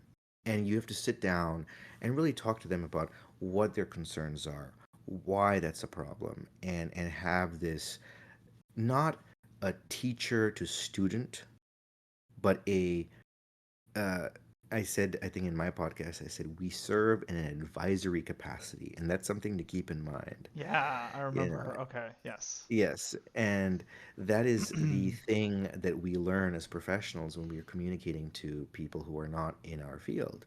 We serve in an advisory capacity. You know what? If you don't really want to take anything we're saying or teaching, that's entirely your prerogative. But as soon as we accept that, we stop fighting to make people get interested and get excited. And instead, it becomes an organic process where we're having a discussion and we're talking to them about it. I think it's also important in the case Mm. of, for example, one of the things you say is like, oh, it's all about Europe. You don't learn music in other countries. Isn't it kind of exclusive? You're right. But we're also learning about classical music because we're learning about classical music. As it happens, most of Western classical music was in Europe. Now we totally should talk about music in other countries. I mean, there's a rich history of music in like India, China, and all these other countries, and we can talk. There's nothing wrong with talking about that. But when we're talking about classical music specifically, that wasn't there. And Mm. so there's something, just because something is excluded from this discussion doesn't mean it's not worthy of separate discussion. In fact, it's so worthy of other discussions that we don't try to cover it all in one. And that's That's a that's a very clever way of, yeah, that's a great way of, yeah, including everything that is important to someone again, right? yes, We need to level with the person when exactly. we're talking to a layman. And the honesty is the best policy, of course. It And then is. And also acknowledgement of what exists, and then also how does it play a role into what's our situation here right now? What matters exactly. right now here with what What we're matters dealing with? here, what's going on now, like, okay, even science, like, science. I was back when I was in med school, one of the patients I treated said, well, the thing about you guys is that you always change your minds about things. During COVID, at the beginning of COVID, you guys gave this advice, and then about 6 months later you gave this advice, and 1 year later you gave this advice. And it was actually really interesting to me because it occurred to me, one of the biggest reasons we had so much consternation and confrontation about how we dealt with COVID is because the medical profession, especially the CDC and the people who represented the medical profession, Mm. was incredibly bad at being transparent about the process. Everything was said as if it was fact, and then when that fact changed, there was no acknowledgement that the previous fact had been different. And Mm. that's something. It's tangentially related, but it's one of those things where transparency is important in medicine, and it's important in any teaching. When you teach something, you have to say, well, this is what I'm teaching based on what I know and what the history is and what it is. I am not going to discount the fact that all of these other things existed. I'm not going to discount the fact that you were forced to learn classical music in middle and high school and it was terrible and it was boring. I'm not. It was, frankly, the way that it's taught here. I'm Hmm. not going to discount that music exists in other countries. I'm not going to discount that lectures are boring. Let's start now, and Yeah. let's see how can we relate to you now, and rewrite the history so that it doesn't repeat itself and become boring. You know. And the facade, I think that like what I'm thinking about is like it's like a worry of trying to retain facade and retain like a reputation almost Mm-hmm. Yes. of like medicine is reliable. You should trust it, right? Because Mm-hmm. if people don't trust medicine, they're not going to What do take you it, and trust? then Yeah. everyone loses. You Mm-hmm. get sick, we can't help you because you don't trust that we can, right? Or something. Mm-hmm. And then Exactly. with so like um, that facade might be valuable for that, but it's not, but it takes away, right? What is it taking away that people don't think about, right? It's like if I don't understand why there's a change of heart or change of like Mm-hmm. whatever, like, oh, well, at one point we recommend this, now we recommend something else. If I don't know why that change happened, then now it's like your imagination, go. Yeah. Now rather Exactly. Run than wild. Yes. yeah, right. And it's like if I hate medicine, I'm gonna think the worst thing. If I trust medicine, I'm Exactly. gonna think very generously, right? It's like, Exactly. but if you tell them why, that information is going to change their mind and perception and understanding of what's happening, right? So Exactly. It's like you said, informed. if there's very little communication information, um, that's what made it bad, right? That's not a subjective Exactly. thing. That's an objectively communication is hurting the relationship there. I would Exactly. say. And I think, in music, when we talk about how we teach music and, in the public sphere these days, it is taught in a very boring way, frankly. And I think you and I can both sort of like relate to that. The way that it's presented is very stiff and stodgy, and people our age and younger are just like, well, it's just I don't get it. It's dead. And I will share a very personal experience. So I played music in med school with a couple of my colleagues of mine who were Mm, musicians. We were all there, and one of my close friends, who actually lives across the street from me now, he was my classmate, and he's not a classical music guy. Like, he's very like, metal pop, like never touched classical music in his life, and but we did these things called tiny desk concerts, kind of like NPR's Tiny Desk. We copied that format, and once every month or once every 2 months, a few people would mm, get together in the student lounge, and we would play classical music. And so we did. And so a friend of mine, both of us played piano at the time, and we did a four-handed duet of Griegs in the Hall of the Mountain King mm. on a And that's piano. when you have two people sitting on a bench and then four people's. So two people and then four Two hands people are at all four on the hands. same Yes. piano. Yeah, that's what that means. The four hands. Yeah. Yes. Hmm. Exactly. So it's like, a little tight space and you're kind of stepping over each other. It takes a lot of like, planning and dexterity. And the thing is like, we were having fun with it and whatever. And at some point in the middle of the performance, like we were looking at the music, but we were speeding up. And the thing about in the Hall of the Mountain King, this particular piece is that it gets faster and faster as you get Yeah, towards the the end. ball is rolling down And the hill and it's getting more intense towards the exactly, end. it's getting Yeah. more and more intense, more It notes, starts more fingers creepy and then fly. grows. Yeah. And yes, and you haven't listened to it, you should listen to it. It's a fun piece. And the thing is, at some point, we basically had to memorize the music because there's no way we're going to be able to flip the pages fast enough once you reach the end. But for some reason, I guess we had the pages there, and my partner flipped a page, but he accidentally flipped too many pages over, and it was one of these things where we had to just glue in our memory. And it was clear we're both performers. We tried to keep a very straight face, but it was very clear that we couldn't keep a straight face because it was just so funny what was happening. We Uh-huh. managed to finish the entire piece with like almost no mistakes, but it was fun. We had fun. We were laughing. There was none of this like we're professionals. It was just like this whole We thing. have We to got keep a we straight finished it face. Yeah, no giving exactly. away there being errors in our performance type Yes, of thing. exactly. Yeah. At some point, like we were playing, and I looked at him, and because he completely messed up his like three notes, and he heard it, and I heard it, and we know no one else can hear it or understand, but we did it, and it was funny, and like I made eye contact with him and was laughing. We finished it. Everyone thought it was a hoot. It was great. And this guy came up to me and said, "You know what? Classical music isn't my thing, but watching you guys just have fun and play up there was an experience he told me, was like I had never experienced that ever listening to classical music before, and that was just so fun to see. And like he came back to every subsequent performance we had where we played. And this was a guy who would never listened to classical music in his life before because to him it was boring, you know. Yeah. And And that's where that's we can something I learn took from with me. that, right? We can Yeah, learn, we can look at those and be like, what worked? And exactly. something worked better than something else. And Something it was got someone who. transparency. It was Mm, fun, and we weren't trying to put on a show where we were stodgy or anything. mm, And mm. again, it's transparency. Like it was clear. He said, "I don't know the music, but I assume you made a mistake because you looked at him and you laughed." And I was, and like there was this, there Yeah. was this universal thing. Like it's like, yeah, we kind of messed up, Because you can relate to looking at your friend being like, "Oh shit, like Yeah, we're exactly. screwed here, or we messed up. Whoops," you know. You can relate to that, and you don't have to be a musician to understand that, right? Yeah. So, Exactly. And so um, it was those kinds of things. And like yeah. there were people there who just were not interested in music, classical music before. And my friend of mine, who is normally a very serious guy, but when he comes to music and stuff, he just lightens up. Um, Hmm. he was like, we both took that lesson with us. And we're like, this is great. We made an impact here because we reached people who would not actually know classical music. And that was his passion too. He was like, Hmm. there's a lot of other music out there. We have to bring classical music to people, and we did it in a fun way. And it was something that I took with me for the rest of my life. Yeah. Yeah. Speaking of music, having calling back memories so far back. Yeah. Yes. And it's true, like as a professional, I could play a piece I've played many years ago, and I can play it, of course, very different. But just Mhm. playing it is almost like looking at a journal entry from 10 years ago and seeing my handwriting and seeing like how I wrote this and being like, I Mhm. remember writing this, I remember that, and it's like, yeah, that's the special kind of experience you can have as a I think performer.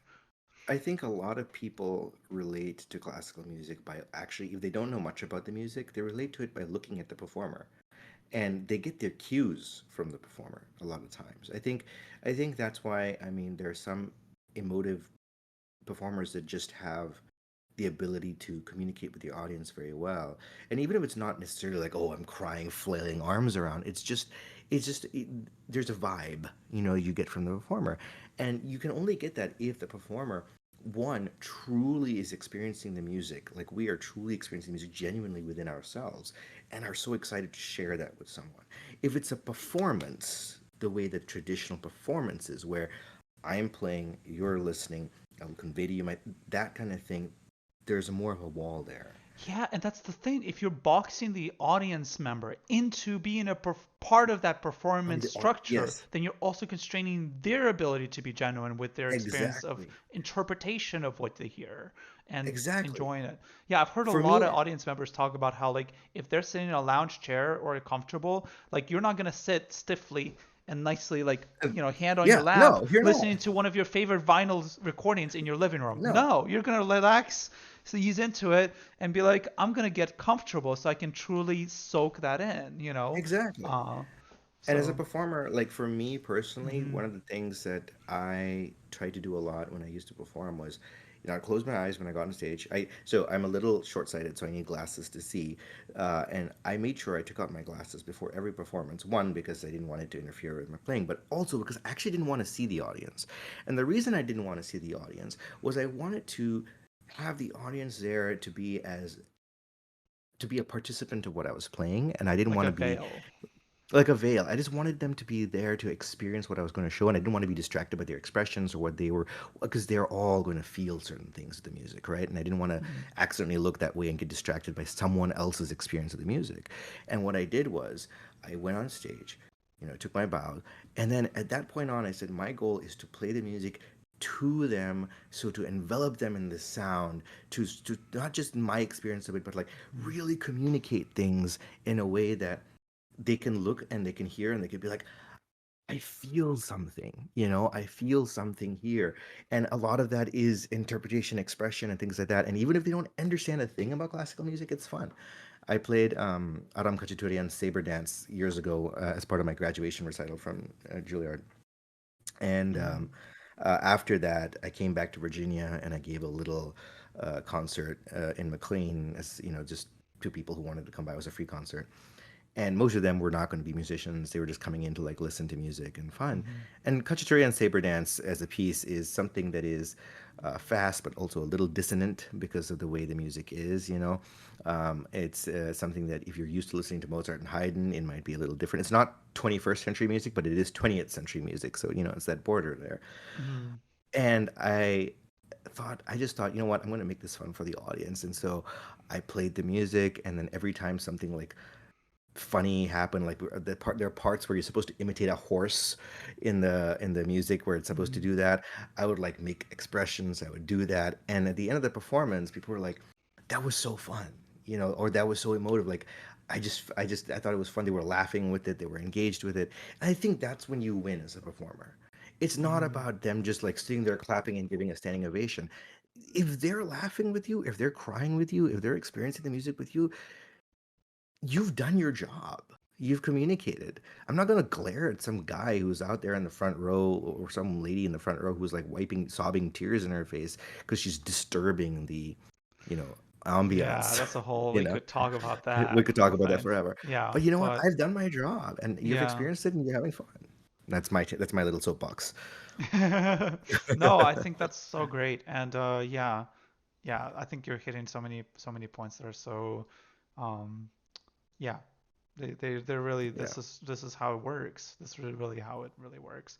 And I think it does. yeah, talking about it is just yeah, this is so fun. I love it. I love Yeah, talking to you. We got to talk more. we Absolutely. do. I'm so glad that we reconnected. I Um, am. Yeah, it's great to yeah. it's great to relate about these things, and have discussions where I think we can really both grow and Yeah, share. absolutely. I think yeah, conversation I think is a great way to learn. And yeah, and challenging each other's ideas, challenging other people's ideas, challenging your own ideas. I think, yeah, time do changes, right? To kind of Hmm. go again, the 10,000 yard Yeah. look. Uh, time is always moving. Sorry, No time is worries. always moving, and yeah, I'm getting old and dying. You're Just getting old and die. no, time is always moving, and it's changing people, and it's changing societies, and in every industry we have to adapt. And I think pretending that times aren't changing and trying to stranglehold an audience or whoever it is into a box to not have to deal with change and hoping that if they don't change then we don't have to, I think that's Yes. ridiculous, and I think that's just unrealistic, and it's much better to talk about it, and I think everyone can grow and learn from that. Agreed. 100%. Yeah, it was great talking to you, and I loved having you on. I'm definitely going to, as I said, posting the link to your podcast. I hope people check out your podcast. I think people can learn from you a lot about medicine, about how to be a more informed patient, and that's just essential to life. And I I thank love talking. Thanks for having me on this podcast, and it's great to reconnect with you. Thanks for the plug for my Yep, podcast, and I'll brainstorm. We definitely. did a lot of Yes, brainstorming today, and if yes, you we want more did. We did a lot. brainstorming, come check out Jeshua's podcast. And I definitely will also be sharing yours as well. And I think it's important. I think everything we talked about here was super important. It applies not just to what we talked about in terms of medicine and music, but there are lessons to learn across all the fields, and uh, honestly every aspect of life. So thanks for having me on, and I really appreciate the opportunity to reconnect with you again. I'm sure we'll talk more. I'm sure we will. Yeah. Have a good Awesome. night. You too. Take care.